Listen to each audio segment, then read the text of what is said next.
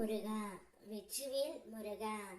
என் அன்பு பிள்ளையே, 30 நிமிடத்திற்குள் இதை நீ கேட்டால் மிக பெரிய அதிர்ஷ்டம் ஒன்று உன் வீடு தேடி வர காத்திருக்கின்றது.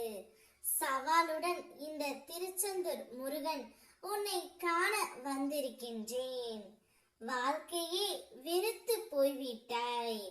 கஷ்டங்கள் வேதனைகள் கொஞ்சம் நஞ்சம் இல்லை. இனிமேல் நம் வாழ்வில் எந்த ஒரு துக்கமும் இல்லை. நாம் எதையும் கொண்டு போறதும் இல்லை. யாரும் நல்லவர்கள் இல்லை.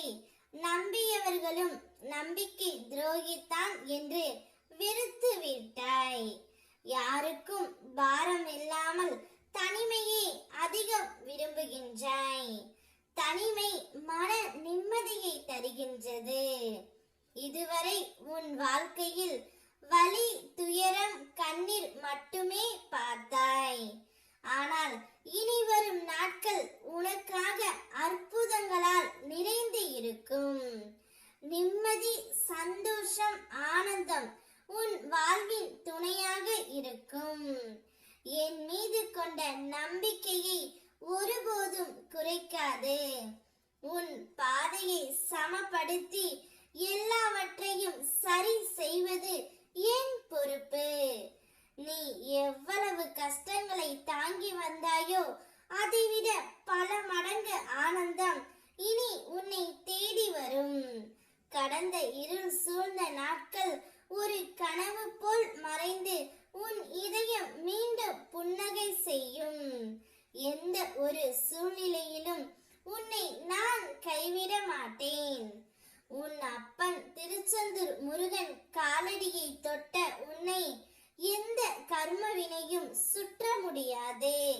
என்னை அப்பா முருகா என்று அழைத்த அந்த கணமே உனது சிந்தையில் இருந்து அறிவாக நான் செயல்படுகின்றேன் பிள்ளையே.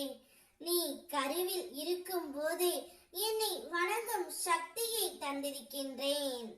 வாழ்க்கை என்னும் சூழலில் வரும் துன்பங்களை கையாண்டு பக்குவம் கொண்ட பிள்ளையாய் உன்னை உருவாக்கியிருக்கின்றேன்.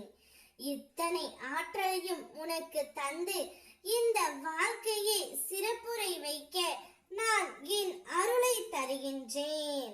என்னிடம் கேட்காமலேயே உனக்கான தேவைகளை செய்கின்றேன். வாழ்க்கையில் சிறு துன்பங்களையும் தடைகளையும் எதிர்கொள்ளும் பொழுது உனக்குள் தன்னம்பிக்கை ஏற்படுத்தி உன்னோடு நிற்கின்றேன். உன் ஆழமான பக்தியை நான் எப்போதும் காண்கின்றேன். அதனால் தான் இன்னும் 30 நிமிடத்திற்குள் உன்னை தேடி அதிர்ஷ்டம் வரப்போகின்றது. சந்தோஷமாக இரு, நான் இருக்கின்றேன். ஓம் முருகா.